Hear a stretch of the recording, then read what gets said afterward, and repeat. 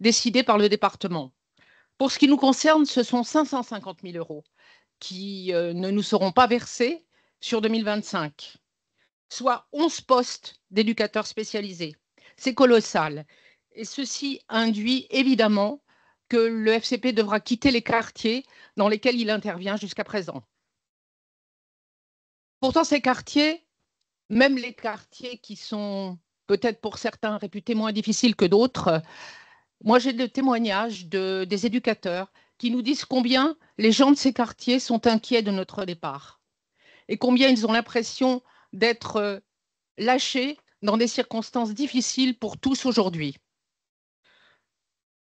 Alors, au FCP, bien sûr, la prévention n'est pas la totalité de nos activités, mais c'est la prévention spécialisée qui structure l'association. Ses valeurs, ses méthodes d'intervention sont au cœur de notre travail.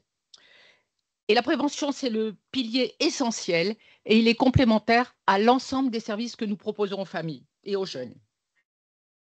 Ah, voilà donc Louis Doge. Merci.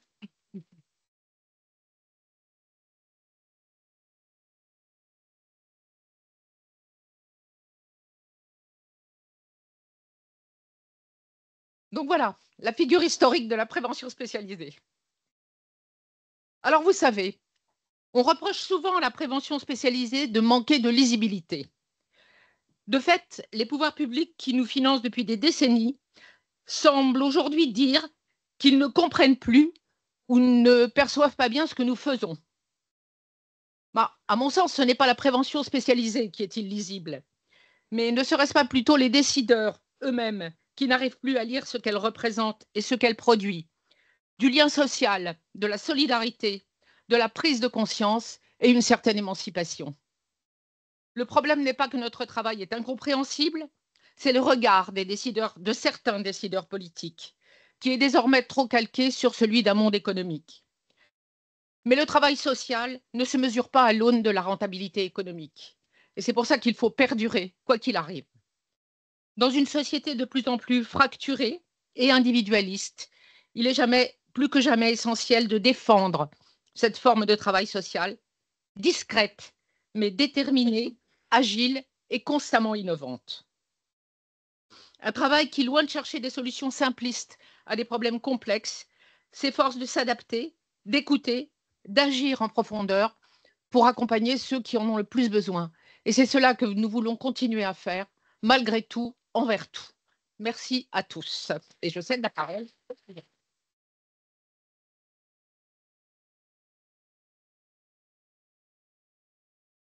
Bonjour. On va faire une intervention à plusieurs voix avec des collègues des clubs de prévention. Euh, le texte, il y a un texte qui a été fait, on pourra vous le remettre après si vous le souhaitez. On donnera la parole aussi à des représentants des éducateurs et puis après on répondra aux questions. Donc moi je suis David Cambier, je suis directeur du CAPEB qui est Club de prévention sur Valenciennes et président de la PSN. Je vais vous présenter la PSN. Euh, vous présenter la PSN, ses missions, et après mes collègues, on enchaînera sur la suite. Pour dire que la prévention spécialisée dans le département du Nord, c'est 11 associations qui se répartissent sur l'ensemble des territoires. Et dans les intervenants, on a essayé que l'ensemble des territoires soient représentés, que ce soit de Dunkerque à l'Avesnois, en passant par le Douaisis, et tous les arrondissements sont représentés. La PSN, c'est l'association de prévention spécialisée nationale qui regroupe des associations de prévention spécialisées au niveau national. Et essentiellement, l'origine, c'est le Nord. Jusqu'en 2017, c'était la PSN, Association de prévention spécialisée du Nord. Louis, je pense que tu es un peu initiative, un peu beaucoup à l'initiative de la PSN qui a été créée en 86. Aujourd'hui, c'est 3 missions, la PSN. C'est une tête de réseau qui promeut, partage, communique et valorise et coordonne les différents acteurs de la prévention spécialisée. C'est un centre de ressources national qui accompagne, qui produit, qui co-construit, qui pilote et qui apporte un soutien technique aux acteurs de la prévention spécialisée au niveau national. Et c'est un organisme de formation sur des thématiques en lien avec les pratiques professionnelles de la prévention spécialisée. La prévention spécialisée est née dans l'après-guerre. Alors, Louis, tu me diras si moi, ce que je dis est, est bien. Depuis 86 et les lois de décentralisation, elle est une compétence obligatoire des départements et relève des missions de la protection de l'enfance. Et ça a été rappelé dans une jurisprudence de la Cour d'appel administrative de Nantes en 2017. Je ne vous la lirai pas, mais vous pourrez la retrouver dans le document qu'on vous distribuera. Et en 2022, le député Sacha Houlier, dans sa question adressée au gouvernement, avait interpellé le ministre des Solidarités, l'Autonomie et des personnes handicapées. La réponse avait rappelé ce cadre obligatoire et le caractère obligatoire de la compétence pour les départements du Nord, en rappelant son inscription dans le Code de l'action sociale et des familles. Aujourd'hui, la prévention spécialisée est une compétence obligatoire, sauf qu'il n'y a pas une obligation de moyens liée à la prévention spécialisée. Et c'est là toute la difficulté à laquelle on est confronté et qu'on a l'impression d'être un peu la variable d'ajustement des départements.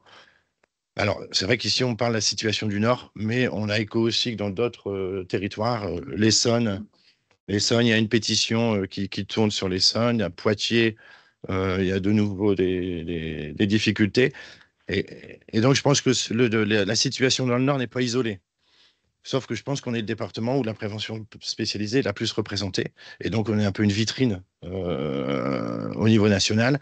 Si à un moment donné, le département abandonne la prévention spécialisée au niveau national, ça risque d'avoir au niveau départemental, ça risque d'avoir des répercussions nationales. Je laisse la parole, Maxime.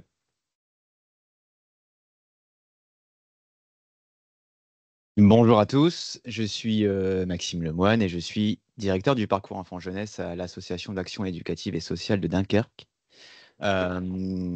un des territoires qui est le plus touché, en tout cas très concerné aussi par la diminution des postes et sur les différents territoires sur lesquels on intervient, c'est-à-dire Grande-Synthe, Dunkerque, Saint-Paul-sur-Mer et Armentières, c'est-à-dire beaucoup de territoires sur les Flandres et beaucoup de territoires touchés par la précarité. Je vais vous rappeler en quelques mots quelles sont les principales missions de la prévention spécialisée et quelle est notre lisibilité sur le territoire, à quoi on sert concrètement. La prévention spécialisée, elle intervient sur des quartiers où il y a de la précarité, où il y a des jeunes qui sont touchés potentiellement par l'exclusion. Et notre travail, c'est de prévenir justement ce contexte d'exclusion sociale pour les personnes les plus défavorisées. À travers ça, les éducateurs de rue, ils travaillent auprès des jeunes et auprès des familles pour pouvoir essayer de médiatiser certaines choses. On travaille sur des ateliers collectifs, des ateliers individuels. Il y a des choses qui sont faites sur les quartiers avec les mairies pour travailler le lien avec eux.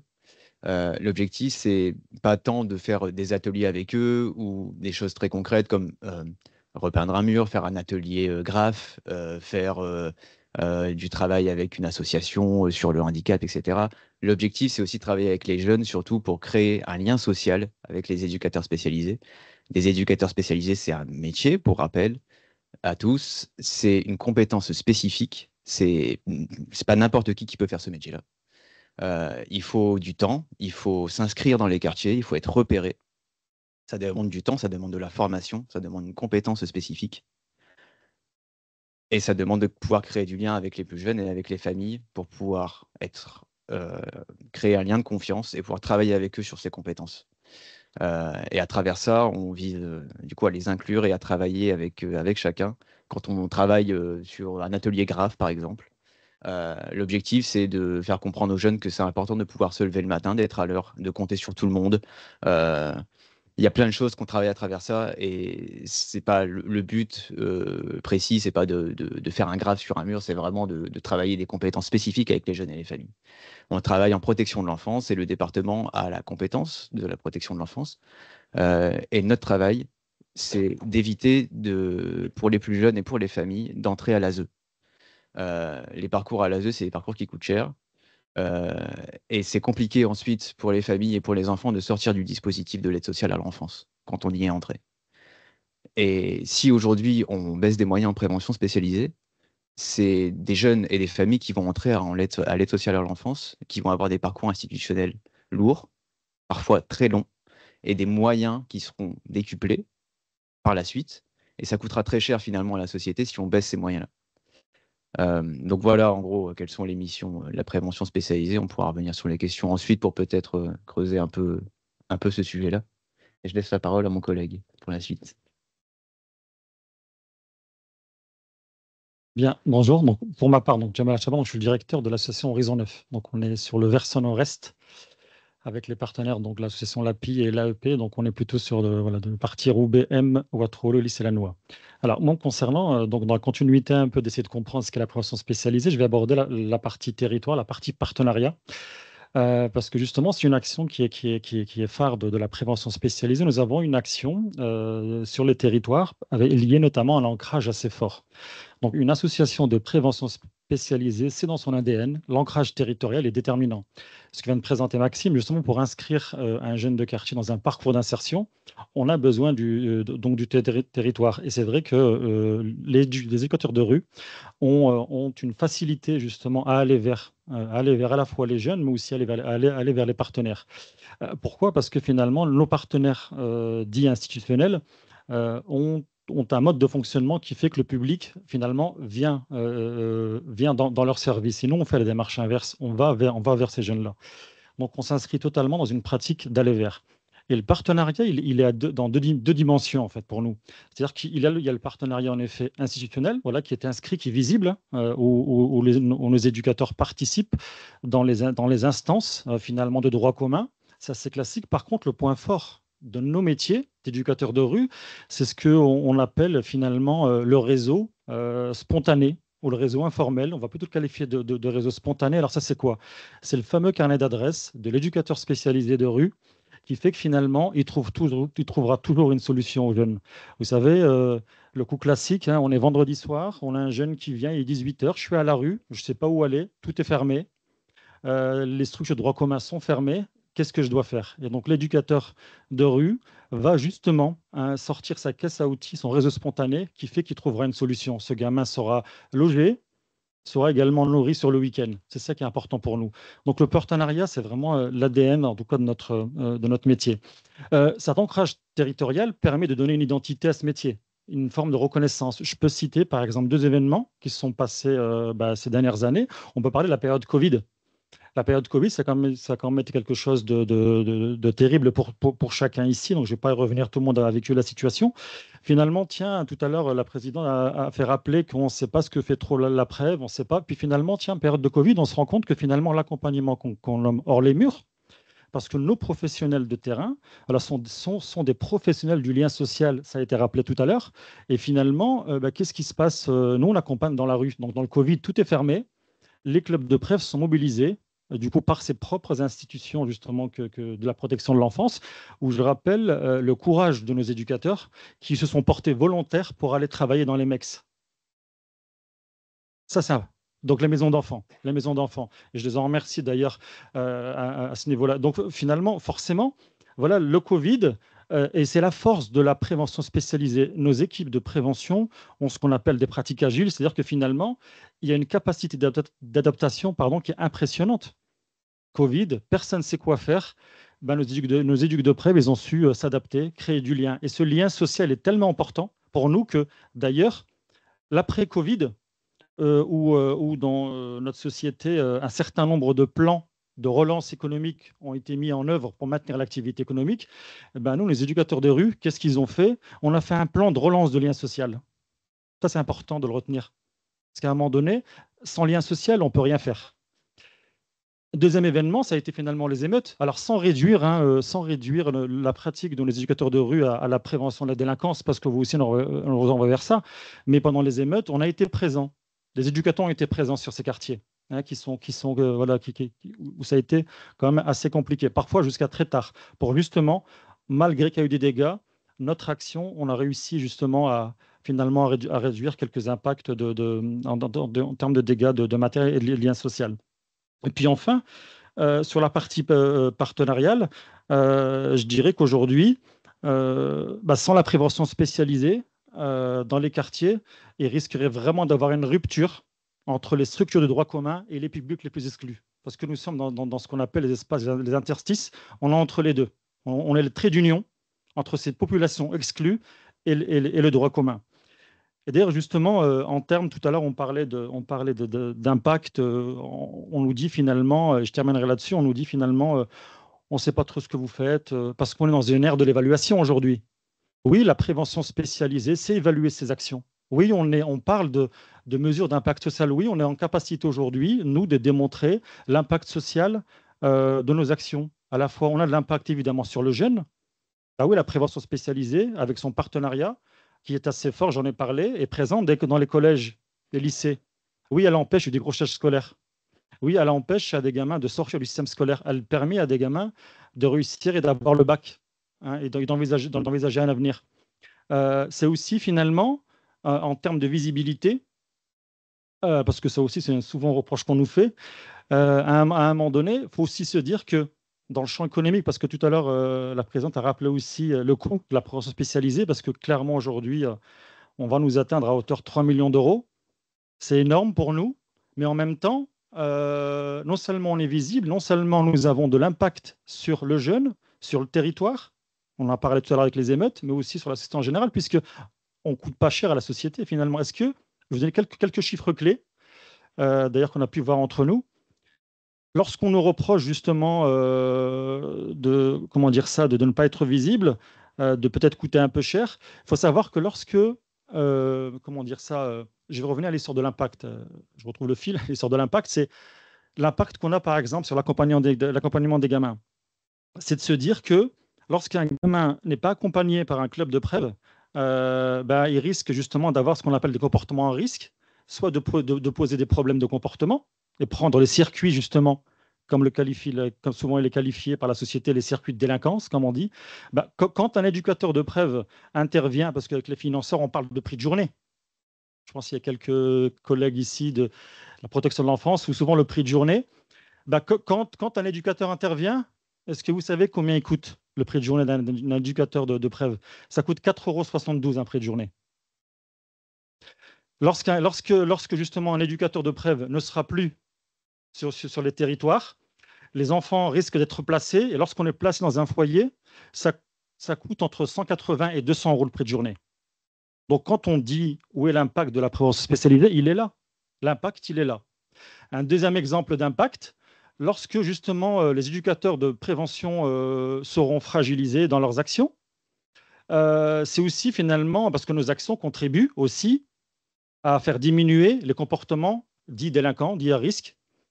Si je rentre dans le champ de la prévention de la délinquance, le prix de journée d'un gamin qui est accueilli dans ce qu'on appelle un CER, un centre éducatif renforcé, alors qui connaît le chiffre, ça coûte 600... Vas-y. C'est ça.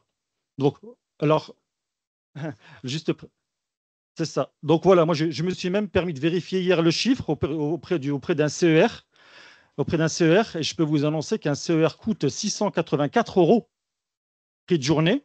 Donc finalement, un éducateur présent dans un quartier, avec son engagement, avec des capacités relationnelles extraordinaires vraiment, parce qu'il faut aller les chercher, ces gamins, dans la rue, hein, il faut créer ce lien-là, voilà, coûte 4,72 €. Et lorsqu'on sera plus là, il coûtera 684 € à la société. Donc finalement, pas si cher que ça, là, cette preuve. Hein.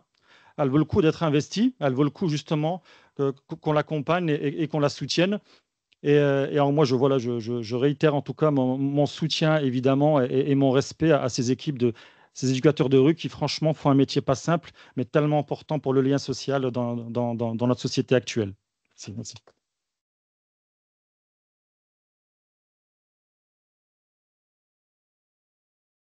Bonjour, alors Johnny Herbin, je suis directeur de la PSN, mais je vais parler à deux voix. Je vais parler pour aussi ma collègue Sabrina Casier, qui est directrice générale d'Itinéraire. Oui, il faut un petit peu...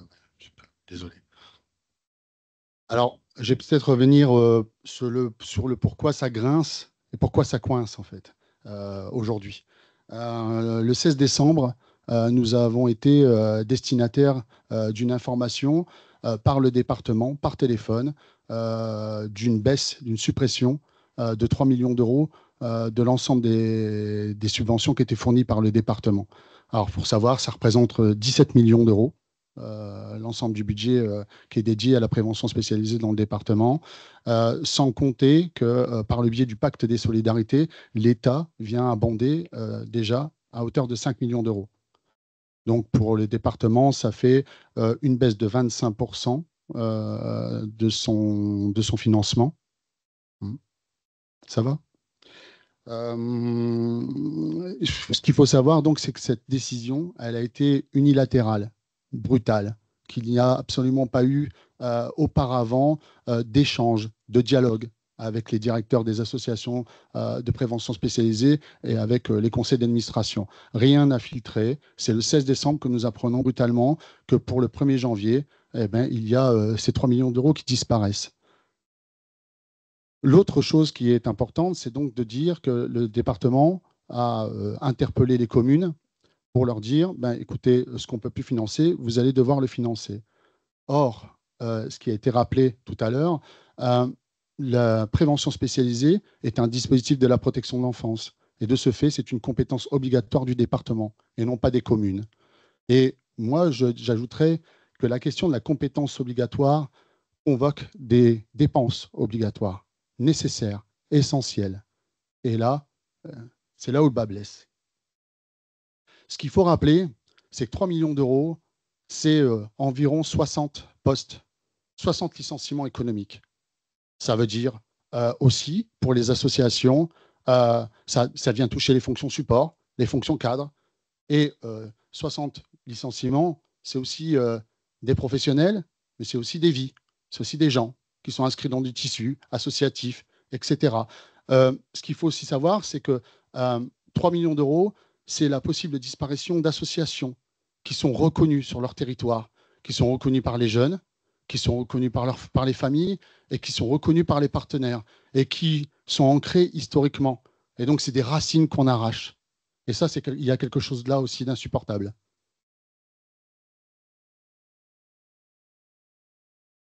L'explication qui a pu être recueillie pendant des temps informels d'intervention sur les vœux, c'est que, bien évidemment, la protection de l'enfance coûte cher et qu'il y a 250 enfants qui seraient actuellement, qui ne seraient pas confiés, qui ne pourraient pas être confiés à l'aide sociale à l'enfance. Voilà. 250 enfants, voilà. De placement, oui, pardon. Ouais. Cependant, comme il a été dit par Jamal, il faut quand même rappeler que la prévention spécialisée peut éviter un certain nombre de placements, peut éviter un certain nombre de placements judiciaires. Et donc, de ce fait, c'est une chose. Il faut savoir aussi quand même que c'est une logique, une politique départementale qui ne date pas d'aujourd'hui. C'est-à-dire qu'à un moment donné, on a supprimé des places d'hébergement. Et ce n'est pas la prévention spécialisée qui a décidé de supprimer ces places d'hébergement. Ça a été décidé ailleurs. Et aujourd'hui, la prévention spécialisée ne doit pas payer la conséquence des erreurs passées. Elle ne doit pas être tributaire de cela. À la date d'aujourd'hui, ce qu'on peut dire, c'est que le budget départemental, il n'a pas été voté. Et donc, du coup, nous gardons fortement espoir au travers de la mobilisation, au travers de la présence de l'ensemble des personnes qui sont ici, mais qui sont à l'extérieur et qui sont encore ailleurs, par rapport aussi à la manifestation du 6 février, nous viendrons faire infléchir, bien évidemment, cette décision qui, je rappelle, est brutale, unilatérale et particulièrement abjecte. Voilà ce que je voulais vous dire. Moi, je m'associe à mes collègues pour effectivement remercier les travailleurs de rue, les éducateurs, les associations, mais aussi tous ceux qui actuellement se mobilisent pour venir montrer ce beau dispositif qu'est la prévention spécialisée. Je rappelle que c'est elle a 80 ans, la prévention spécialisée, bientôt. C'est une dame qui mériterait bien d'autres égards que ceux qu'on lui consacre aujourd'hui. Voilà, merci beaucoup pour votre écoute.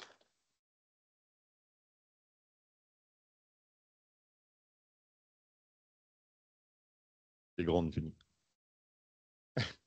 Bonjour à tous. Alors, je ne suis pas technicien du son, je suis directeur général du FCP.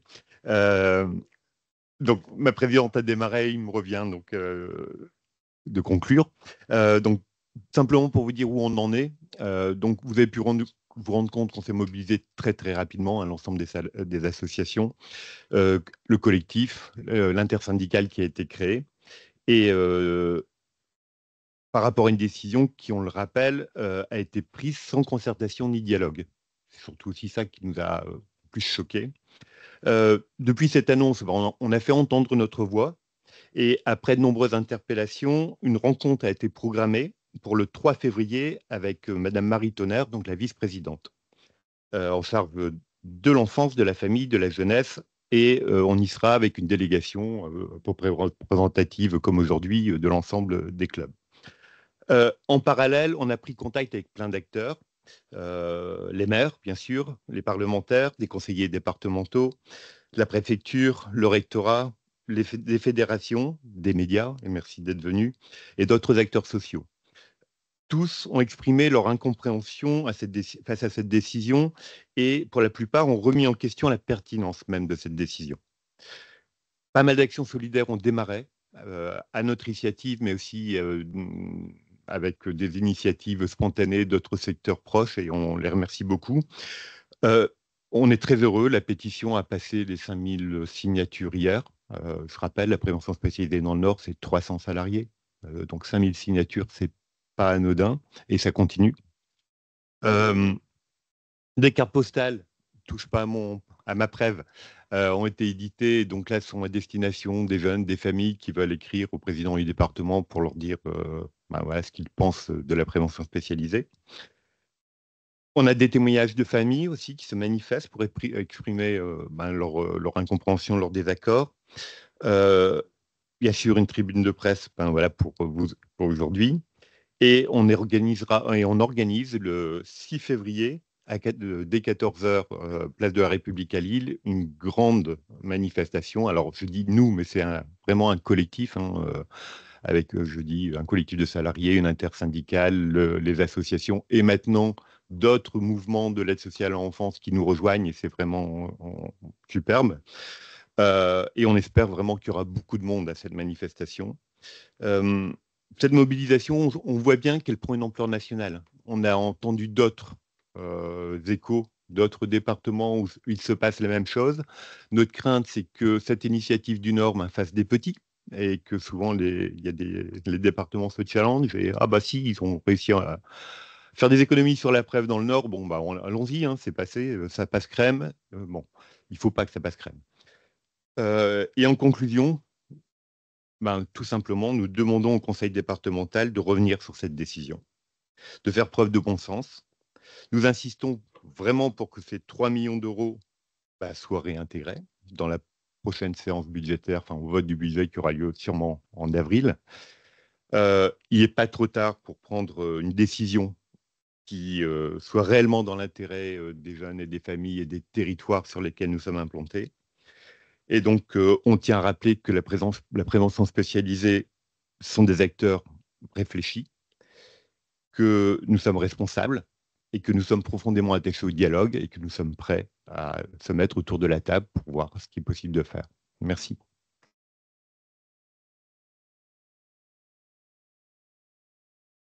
On va laisser la parole à Kevin et Laura, qui sont représentants du collectif des salariés.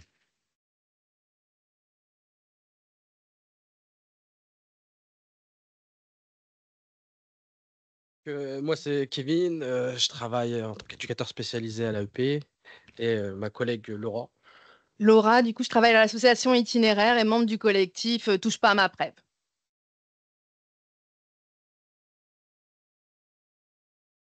L'AEP. AEP. Non. Là, on est là en tant que représentant du collectif.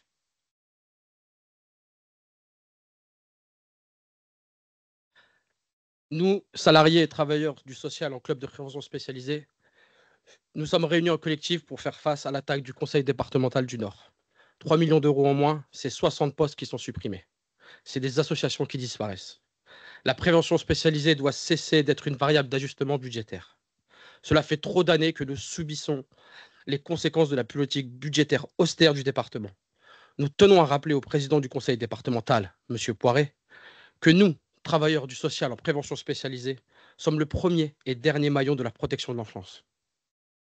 Nous, salariés en club de prévention spécialisée, sommes présents dans les territoires afin de prévenir les risques de marginalisation et d'exclusion des jeunes et des familles.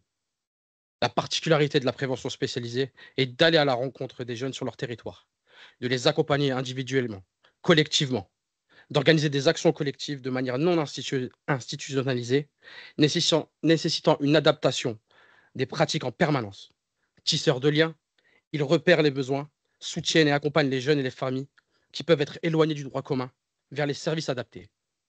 Ainsi, lorsque la prévention spécialisée voit ses moyens diminuer ou pire, qu'elle disparaît, ce sont tous les acteurs de la protection de l'enfance qui en subissent les conséquences par effet domino.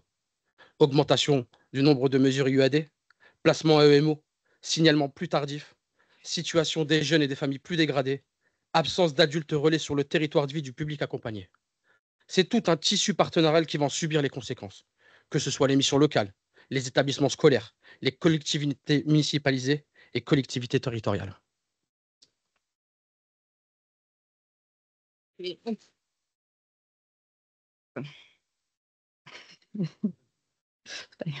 En entendant l'annonce brutale et soudaine du département, nous pensons aux nombreux jeunes éloignés des structures de droit commun que nous accompagnons. Si nous disparaissons, qui soutiendra Kevin, ayant subi des violences familiales jusqu'à 1h du matin, au commissariat dans l'attente de son placement en urgence? Qui accompagnera Brahim, vivant dans un squat insalubre avec une blessure infectée, très éloigné du droit commun et des structures médicales dans l'accès aux soins? Comment se serait passé le placement du bébé d'Eric, qui, recherché par la brigade des mineurs, a consenti et a été acteur de la mesure suite à une médiation qui n'aurait pu se faire sans le lien de confiance établi depuis plusieurs années avec ses éducateurs? Qui soutiendra Laurie, exclue de plusieurs collèges, vers un dispositif de décrochage scolaire adapté? Qui ira faire du lien et redonner confiance en l'adulte à Brandon, gamin placé à l'aide sociale à l'enfance, fuguant en permanence et dormant dans la rue? Qui éloignera Franck, adolescent, de son territoire d'habitation suite à des menaces graves dans une affaire judiciaire? Qui accompagnera Fatima, victime de violences sexuelles, dans l'accès à ses droits et dans le processus de réparation en tant que victime? Qui tissera du lien avec Amélie, collégienne isolée et enfermée chez elle, n'arrivant plus à aller au collège et ni à sortir dans la rue? Notre action est peut-être invisible pour les financeurs, car nous ne sommes pas dans une logique marchande. Mais par nos actions en prévention spécialisée, nous revendiquons un social émancipateur et éducatif. Nous ne devons pas disparaître, nous sommes essentiels. Tant que le département persistera dans sa logique de coupe budgétaire, nous continuerons le combat. Nous refusons de travailler en mode dégradé, Monsieur Poiret. Nous serons là, partout et nombreux, face à chacune de vos attaques. Une attaque contre un club de prévention spécialisé, c'est une attaque envers l'ensemble des clubs de prévention, l'ensemble des missions du social et du médico-social et contre l'intérêt général. Pour cela, nous serons dans la rue, à Lille, le 6 février 2025, à 14h, place de la République.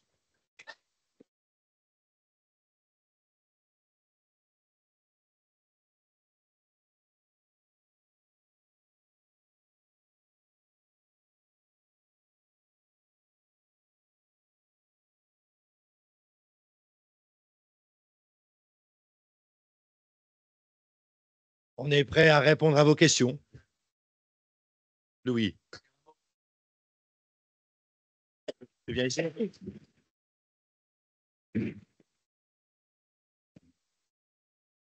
J'ai commencé à travailler au COT à Lambersart à 25 ans. J'étais éducateur technique là. Et je voyais les gosses, je voyais les choses qui avançaient. Ils partaient au mois d'août ou au mois de juillet en vacances chez eux. Quand ils revenaient, je pouvais tout recommencer. Donc, j'ai aussi fait des choses dans mon quartier auprès des gosses parce que je me rendais compte que s'ils arrivaient au COT, eh ben, il y en a quelques-uns qui s'en sortiraient, mais il y en a beaucoup qui ne s'en sortiraient pas. Donc, je ne comprends pas ce que le département prend comme décision. Je peux vous dire que je n'ai pas dormi cette nuit. C'est pour ça que je suis en retard. Et donc, je crois qu'il faut vraiment qu'on se batte parce que tous ces gosses, tous ces jeunes qui vont ne pas vivre à cause d'une décision financière, c'est complètement absurde.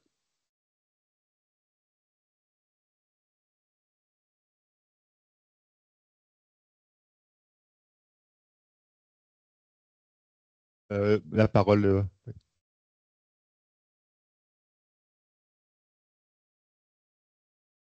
Merci.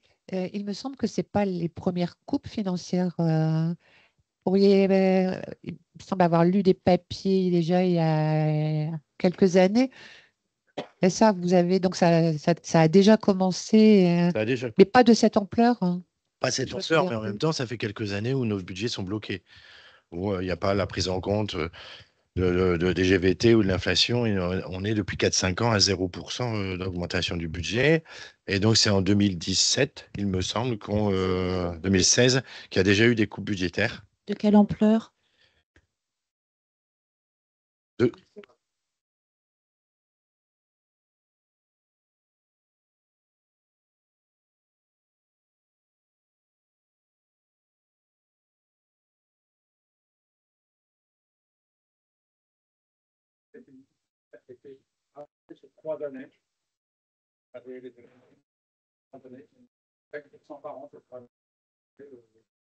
Combien vous dites par an?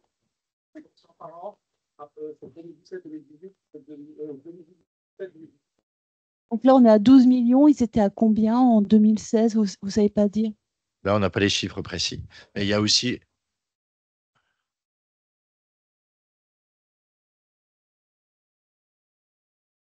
Oui, oui. Il y a eu aussi des de clubs fermés. fermés. Mais par contre, à cette époque-là, on avait pu quand même se mettre autour de la table et travailler sur des redéploiements aussi de postes. C'est-à-dire que ça n'a pas été. Là, on est mis devant le fait accompli. À cette époque-là, on a quand même été avertis. Qu'est-ce qu'on peut faire? Est-ce qu'on peut. Quelles propositions on pouvait faire? Voilà, on a été sollicité quand même pour pouvoir faire des propositions pour limiter la casse. Et par exemple, le FCP, qui était pas mal impacté déjà à cette époque-là, on a pu encaisser ces baisses sans licencier, en favorisant soit des départs en accompagnement des départs, de la formation, et en proposant au département d'aller sur d'autres territoires, d'abandonner certains et déployer. Donc ça, c'était dur. Faut pas, une baisse, c'est rarement, ça fait pas plaisir, mais on a pu l'absorber sans obligatoirement être amené à faire des licenciements secs. Or là, ce qu'on nous propose maintenant, c'est l'arrêt de la prévention sur pas mal de clubs. Et la logique, c'est de compenser en fait l'absence de place. Enfin, on vous dit, on vous prend les 25% pour financer les 200 places qui manquent pour les enfants en attente. C'est la logique qui tienne ou c'est ça leur logique? Oui. J'ai bien compris ou... Sauf qu'en fait, en ce moment, il n'y a pas 250 enfants qui attendent. Il y a une file de 1200 enfants. C'est déjà trompé dans ces chiffres. Il y a quelqu'un qui veut. Je vais faire passer le micro. C'est juste vérifier la logique, c'est bien ce qu'ils vous disent. On est d'accord. Le discours est celui-là. Alors, moi, c'est Sébastien du club de Prèves du CAPEP, dans le Valenciennois. Parlons chiffres, clairement. On nous dit, à demi-mot, il y a potentiellement 250 gamins qui risquent de ne pas être placés à cause de peut-être l'argent qu'on utiliserait. Sauf qu'aujourd'hui, 60 postes, c'est l'équivalent de 20% de tous les postes éducatifs qui existent dans les Hauts-de-France. 60 postes, potentiellement, en comptant une moyenne, c'est 3000 gamins non accompagnés. 3000 gamins non accompagnés, est-ce que ça ne va pas coûter plus que 3 millions d'euros s'ils se mettent à repartir dans des dérives dans lesquelles ils sont partis? Et juste le terminer, à un moment donné, il faut aussi lui dire, Poiré, arrête de faire l'enfoiré, écoute-nous, reçois-nous, et parle avec nous parce qu'à un moment donné, voilà, tu pars dans une dérive qui est plus possible, quoi. Merci à vous. Ce matin, j'ai entendu que la défendeuse des droits demande officiellement à ce que des crédits supplémentaires soient accordés au département en demandant qu'il y ait une embauche de travailleurs sociaux dans les écoles et la justice. Et elle demande à ce que le gouvernement lui réponde dans les 4 mois à venir. Je ne sais pas s'il y a d'autres questions. Il y a d'autres questions? Attends. Les chiffres, par contre, les chiffres précis, on pourra vous les fournir. Voilà, parce que là, on ne les a pas.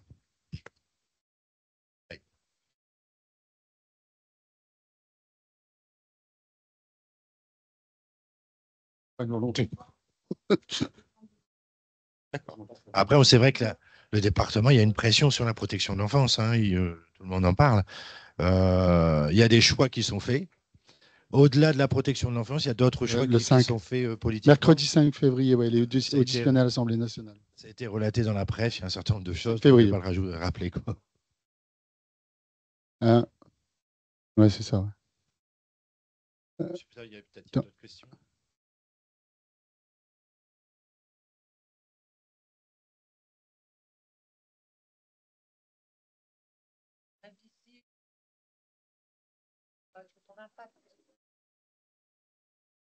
J'imagine quand même que, comme vous êtes vous témoignez de l'impact de donc, les bases de données départementales, est-ce que c'est l'objet d'un rapport annuel qui est envoyé au département, chaque club le fait, et au niveau départemental.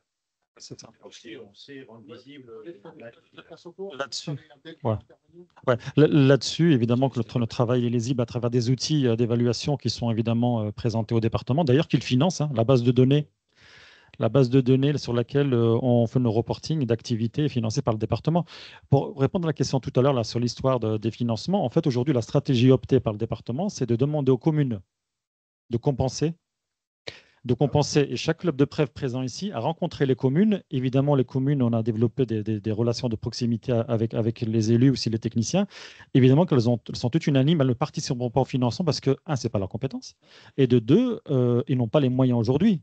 Et d'ailleurs, moi, je remercie les communes du soutien politique qu'ils nous apportent aujourd'hui. Parce que clairement, financièrement, c'est pas quelque chose qu'elles peuvent faire. Et puis même nous, je veux dire, tout à l'heure, on vous a présenté la prévention spécialisée. On a certaines valeurs aussi philosophiques, on a certaines manières de faire pratique. Nous, notre souhait, il est clair, c'est qu'on reste dans le financement de la protection de l'enfance. Ça pour nous, ça paraît évident. Et je suis aussi content d'apprendre que les communes partagent cette réflexion-là aujourd'hui. Pour rappeler, c'est pour ça d'ailleurs on les remercie, que les communes participent déjà au financement de nos actions. Ça peut être par les contrats villes, par des prêts de locaux, par du matériel. Donc elles contribuent quand même à la réussite de nos actions. Mais voilà, en tout cas, nous, notre demande, elle est claire, c'est prévention spécialisée, protection de l'enfance. Juste rajouter une petite phrase concernant les communes.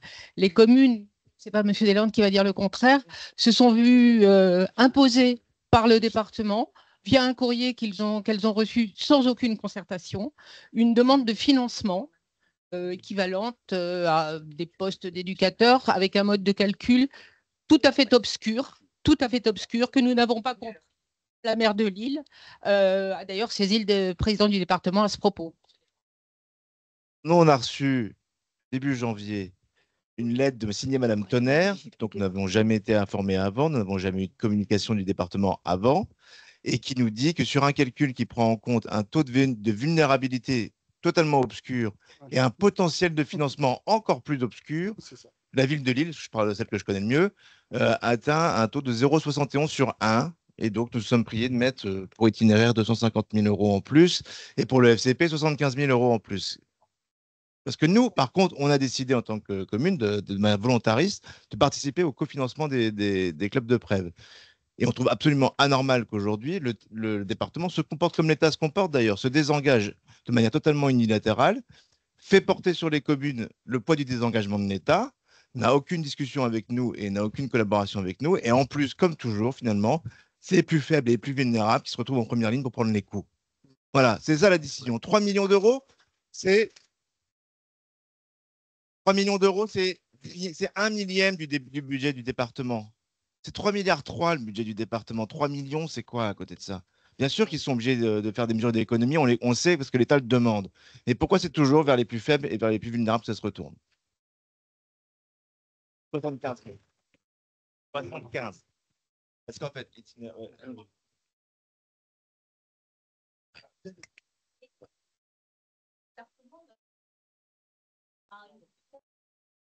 c'est pourquoi comme l'État.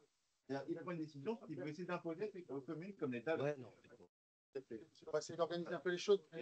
Abdel, non, mais ne vous inquiétez pas, parce que Abdel d'abord, et puis après Mourad. Et après. Bonjour à tous. Donc, Abdelghani, responsable du club de prévention Azimut de Mont-Saint-Barreul. Alors, j'interviens parce qu'on fait aussi, nous, partie des clubs de prévention dont le risque de disparition est clairement affiché, hein, puisque la baisse budgétaire prévue par le département équivaut à l'ensemble des éducateurs dont on dispose sur le territoire. Il nous resterait les ALS financés dans le cadre du pacte des solidarités.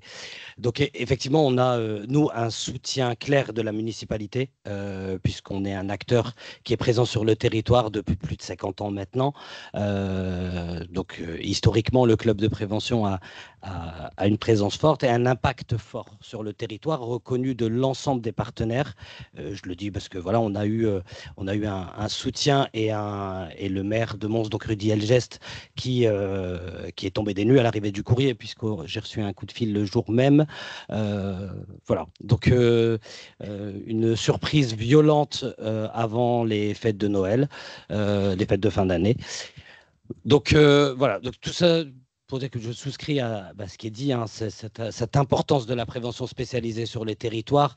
Nous, voilà, on sait qu'on a une reconnaissance forte, une municipalité qui n'est pas en capacité de mettre du financement, et on est déjà au même titre que, voilà, que je disais, la ville de Lille. On a du soutien en termes de locaux, on a du soutien en termes d'appel à projets, etc. Voilà, donc je vais passer. Ouais. C'est pas juste avant Mourad, après vous. Je vais avoir le mot vert. Mais Mourad. Ça fonctionne pas? Si, c'est bon. Je voulais juste revenir sur la question que vous posiez, sur la question de l'évaluation ou notre capacité à montrer l'impact. On a quand même, au niveau de la prévention spécialisée, une base de données départementale qui permet aux éducateurs d'informer l'ensemble des démarches qui sont réalisées auprès des jeunes, avec les jeunes et avec les familles. Je crois qu'au niveau national, la base de données du département du Nord est la plus précise qui peut exister au niveau national. Elle est enviée par d'autres départements. La protection de l'enfance n'a même pas l'outil qui correspond à l'outil qu'on a. Donc aujourd'hui, sur la question d'études d'impact et d'évaluation, je pense qu'on montre, parce que du coup, avec cette base de données, ça nous permet de montrer chaque année sur les bilans annuels l'activité de la prévention spécialisée et de manière très précise sur le nombre de jeunes accompagnés. On va même pouvoir aller chercher les indicateurs en matière de protection de l'enfance. Combien de gamins sont sous mesure? On est capable d'aller chercher tous les indicateurs, les démarches qui sont faites, ce qui est sur l'insertion, ce qui va être sur la question psychologique, ce qui va être la prise en charge sur des aides financières. Donc on a une base de données qui est hyper précise et pour lesquelles on rend des bilans chaque année au département. Donc là, il y a aussi une question qui se pose aussi à l'échelle des associations. C'est quel intérêt de remplir une base de données si derrière les indicateurs et la production qui est faite par la prévention spécialisée n'est pas prise en considération au moment des décisions budgétaires? Il faut se poser la question, sachant que les autres services de protection de l'enfance n'ont pas ces outils-là, ne sont pas en capacité de faire. Oui. Bonjour, je suis Céline Scavenec, conseillère départementale du Nord. Donc, sachez que des conseillers départementaux du Nord vous soutiennent et c'est la raison de ma présence ici. Je suis élue d'un territoire qui est concerné par 2 clubs de prévention, Itinéraire et Azimut. Je voudrais juste, je ne vais pas revenir sur tout ce qui a été dit, mais que je partage bien évidemment, simplement pour vous dire que je suis à votre disposition pour répondre aux questions que vous avez posées tout à l'heure sur la question des budgets et donc de la baisse budgétaire à la prévention spécialisée du département depuis 2016, 2017, 2020. Je pense qu'on doit pouvoir, nous, de notre côté, retrouver ces chiffres-là et donc je suis à votre disposition pour ça. Merci. Merci beaucoup. À vous, monsieur. Pierre-Laurent Flamand, La Voix du Nord. Je suis passé il y a quelques jours ici et je me suis laissé dire qu'il y avait eu, quelques... Enfin, il y a quelques communes ici qui ont été pas mal touchées pendant les émeutes, on va dire. Le coup de colère.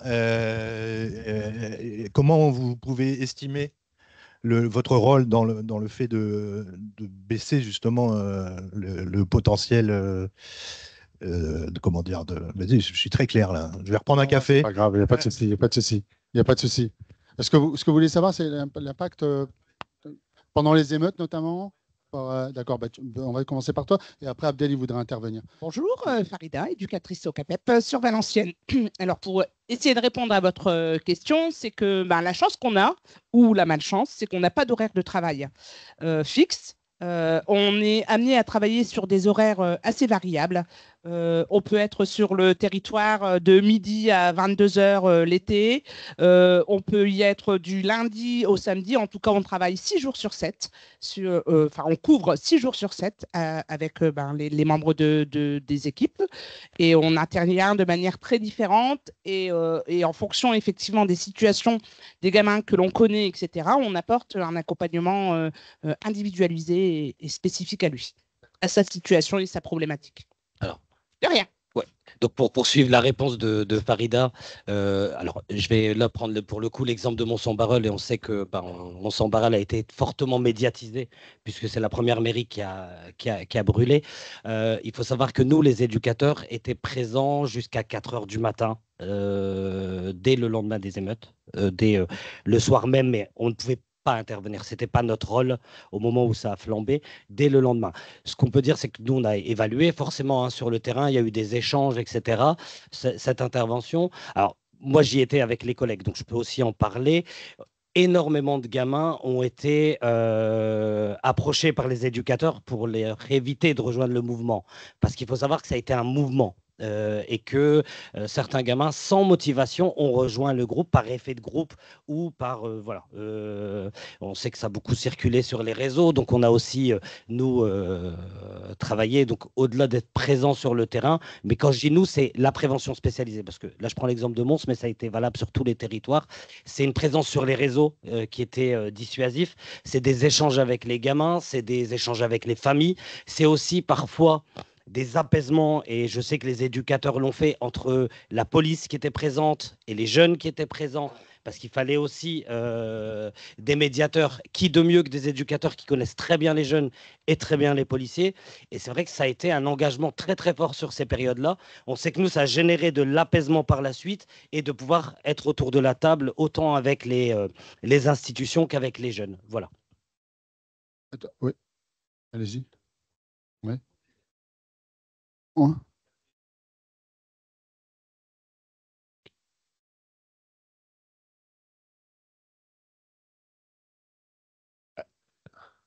Juste en complément, je pense qu'il faut faire attention à ne pas lire l'efficacité de la prévention à sa capacité à apaiser lors des moments de conflit, quand la cocotte elle éclate.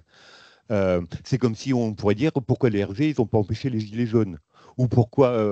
Enfin voilà, c'est-à-dire à un moment donné, il y a des mouvements collectifs, ça s'enflamme, c'est une manière d'exprimer une colère, d'exprimer souvent une incompréhension de la jeunesse par rapport à son insertion, etc., etc. Et oui, ça éclate. Mais le reproche qu'on fait souvent à la prévention, c'est de dire mais où était la preuve? Qu'a fait la preuve? Parce qu'il y a eu des vols, parce qu'il y a de l'agressivité, parce qu'il y a du deal. Mais bien sûr, mais on n'est pas des policiers, on n'est pas des pompiers, on n'est pas. Et souvent, on nous attend sur ces étiquettes-là. Le travail de presse, c'est un travail à long terme. C'est un travail. Alors oui, sur 100 jeunes approchés, il y en a peut-être 50 qui vont être délinquants, qui vont avoir des gros problèmes, qui vont être agressés ou agresseurs. Oui, mais peut-être qu'on va en sauver 10, 11, 12 qui vont raccrochés à l'école alors qu'ils étaient en situation de décrochage, qui vont entamer une démarche de soins alors qu'ils avaient des problèmes psychiatriques, ou quelqu'un qui va oser exprimer qu'elle a été agressée et pouvoir porter plainte. Enfin, c'est toutes ces choses-là le travail de la preuve. C'est pas être capable à un moment donné, quand ça prend feu, d'aller... Enfin, voilà. Non, mais je tiens à le dire quand même, parce que souvent, c'est l'argument des élus, il est là. On nous reproche cela. C'est sûrement de dire où vous étiez, on ne vous a pas vu, qu'est-ce que vous avez fait? L'élu s'est fait agresser, on n'était pas là. Enfin, non, ce n'est pas notre job.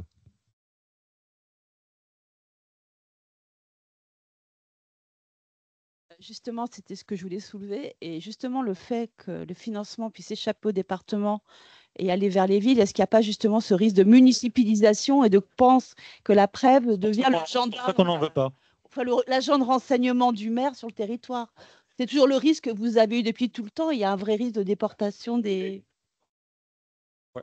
Et ce que je disais tout à l'heure, justement, on n'en veut pas là-dessus, justement, ce financement-là, parce que justement, il y a ce risque d'être inscrit à 100% dans la prévention de la délinquance. Après, monsieur, pour répondre à votre question sur la question des émeutes, évidemment, ça, c'est des choses, des faits de société qui sont limite imprévisibles. Pour rappel, c'est comme un événement national qui a déclenché ça. Mais c'est ça où nous, finalement, tout à l'heure, je parlais d'agilité, d'adaptation. C'est là où les équipes de preuve, elles ont quand même été assez fortes quand même. Elles ont, honnêtement, clairement, alors on ne prétend pas avoir tout réglé. Qu'est-ce qui nous permet de dire aujourd'hui que la présence de nos éducateurs a eu un impact? Ce sont, avec le recul, ce sont les bilans qui ont été faits en préfecture. Ce sont les bilans qui ont été faits par les services de police via les préfectures. C'est les retours qu'on a eus. Forcément, les services de l'ordre ont des infos que nous, on n'a pas, qu'à un moment donné, les travailleurs sociaux ont contribué à ce qu'il y ait moins de dégâts. Pourquoi? Quand tout à l'heure, tu disais l'éducateur était jusqu'à tard dans la nuit. À un moment donné, quand un éducateur dit à un gamin « rentre chez toi », il rentre chez lui. Et aujourd'hui, je pense ici, on peut tous s'accorder à dire que ces émeutes, avec quelques mois de recul et d'analyse, on sait aussi que partie de la grosse casse qui a été faite, c'est quand même parmi des bandes assez organisées quand même. On le sait. Je pense qu'ici, vous avez tous les éléments aujourd'hui. Et ces jeunes-là de quartier, oui, ils étaient présents, les éduques également. Donc, tout simplement, nous, aujourd'hui, on peut dire que, même si ce n'est pas notre rôle, Lionel vient de le rappeler, ce n'était pas forcément notre rôle d'y être. Je tiens aussi à rappeler que nos équipes, encore une fois que je remercie, c'était du volontariat d'y aller. Parce que nous, on ne peut pas imposer aussi à nos équipes d'être présents jusqu'à 4 heures du matin. Ce n'est pas leur rôle, on ne les paye pas pour bosser jusqu'à 4 heures du matin. Ce sont des travailleurs sociaux de la protection de l'enfance. Ce ne sont pas des policiers, on l'a dit, quoi. Donc, il y a c'est quand même un métier, on est sacrément engagé. Donc, les professionnels de prévention spécialisée font au-delà de leur mission, au-delà pour les salaires où ils sont payés, clairement, là-dessus. Et quand moi, on me dit qu'un travailleur social est resté jusqu'à 3h, 4h du matin parce qu'il tient au quartier dans lequel il bosse, parce qu'il ne veut pas rompre ce lien. On l'a dit tout à l'heure, rompre le lien social avec ces populations-là, c'est catastrophique. Il n'y a pas d'autre terme, en fait. C'est catastrophique. Quelqu'un qui coupe le lien avec le reste de la société, il s'isole et on connaît les dérives de l'isolement. Alors, juste pour compléter, vous posiez la question des émeutes et autres. La question, c'est que tant qu'il y a de la prévention spécialisée, ça veut dire aussi que sur les quartiers, on a des leviers. Aujourd'hui, on est en contact avec les jeunes, mais on est en contact avec les familles, on est en contact avec les associations de proximité, qui peuvent être des clubs sportifs, des établissements scolaires, qui fait qu'à un moment donné, quand on a une crise, on est en capacité d'intervenir sur l'interlocuteur qui peut faire aussi modifier la situation. Quand on parle des émeutes, il y a les jeunes, mais moi j'ai le souvenir à Roubaix, qu'il y a des collectifs qui sont mis en place avec d'autres des centres sociaux et autres, où on a interpellé les familles, on a rencontré les familles, on a demandé aux familles aussi d'intervenir auprès de leurs gamins, les empêcher de sortir, des choses comme ça, parce qu'on a ces leviers-là. Et donc, si on n'est pas présent, ce lien entre ces publics qui peuvent à un moment donné dysfonctionner, avoir des comportements inadaptés, il y a des éduques, mais on n'a pas que les jeunes en direct, on a aussi un certain nombre d'associations qui ont pignon sur rue, des familles avec qui on est en contact. Et donc, c'est plus en termes de création de liens. On crée du lien sur le territoire, pas qu'avec les jeunes. Et ce lien-là, ce sont des leviers pour les politiques publiques, quelles que soient les politiques publiques, que ce soit de l'insertion, que ce soit de la délinquance, que ce soit protection de l'enfance. On est des leviers. Voilà. Il y aura une intervention. Un rôle, ouais, je vous propose que. D'abord, toi, Martine, après. David d'abord, après. Vas-y, donne à la demoiselle la parole. Après toi, Martine. Bonjour, alors moi je voudrais témoigner parce qu'en fait je suis éducatrice spécialisée à l'association AAE et je voudrais témoigner par rapport aux baisses de subventions qui ont déjà eu dans les années précédentes, puisqu'en fait avant je travaillais sur le club de prévention Antidote à Armentières qui a malheureusement fermé. On se retrouve 2 éducatrices sur 8 sur la commune et quand on parle de visibilité, je peux vous dire que vous nous reprochez le fait de ne pas être visible, mais quand on n'est pas là, on le remarque tout de suite.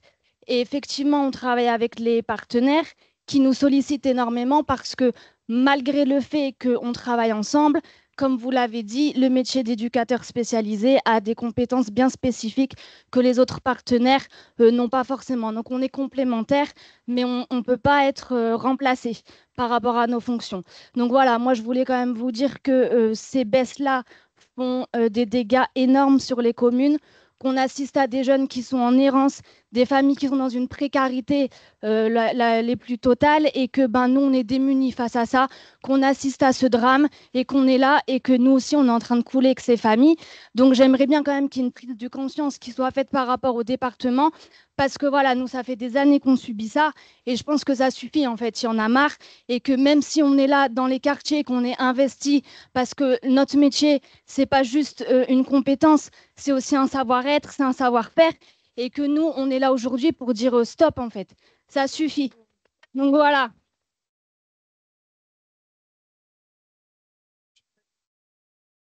Club de prévention Azimut à Mont-Saint-Barreul. On est là depuis 50 ans. On a 5 postes éducatifs. Si la décision du département est appliquée, il n'y a plus de poste, il n'y a plus de prévention spécialisée à Mont-Saint-Barreul. C'est un métier. On supprime aussi un métier. Les éducateurs de rue sont des artisans. C'est-à-dire que quand ils arrivent auprès des jeunes qui n'ont plus du tout confiance en l'adulte et qui n'ont plus confiance en eux, ils n'ont pas d'idées préconçues. Ils regardent les points forts, les points faibles, l'environnement, exactement comme pourrait faire un artisan. Tous les ans, les actions changent parce que nous les concevons avec les jeunes. La créativité de la prévention spécialisée, je pense qu'il n'y a pas beaucoup de secteurs où on la rencontre. Ensuite, je voulais dire aussi, je suis arrivée il y a 40 ans au conseil d'administration, c'est vieux de 50 ans. Le conseil d'administration était composé d'hommes et de femmes, dont beaucoup du quartier. Mais ce que je voulais dire, c'est c'était mixte. Il y avait des avocats, il y avait des assistants sociaux, mais c'était des gens qui avaient compris que les problèmes des jeunes, c'était l'affaire des adultes et pas simplement des travailleurs sociaux. Pas simplement des travailleurs sociaux dans les collectivités publiques, mais de tous les adultes. C'est né comme ça, sinon on n'existerait pas, je suis désolée. Alors pour moi, la décision du département, elle est anti-solidaire et elle est anti-citoyenne. Merci Bertille. Je pense qu'il y a encore il y aurait beaucoup de choses à dire, mais à un moment donné, il faut pouvoir s'arrêter. Si on peut, s'il y a des questions complémentaires, échanger comme ça. Moi, je vous donne rendez-vous le 6 février à 14 h sur la place de la République pour exprimer aussi le mécontentement des décisions qui sont prises par le département. Et peut-être qu'on aura, en fonction des réponses qu'on a, on se reverra peut-être. Ouais, et je précise aussi que le 6 février matin, face à la fermeture du département, on a décidé à la PSN d'ouvrir la PSN. Donc avant la manifestation, si vous voulez venir, on vous accueille. Il y aura du café, il y aura des viennoiseries, il y aura à manger, il y aura des gens qui passeront. On souhaite que ce soit un petit carrefour d'échange avant la manifestation. En tout cas, vous êtes tous les bienvenus. Voilà. Merci beaucoup.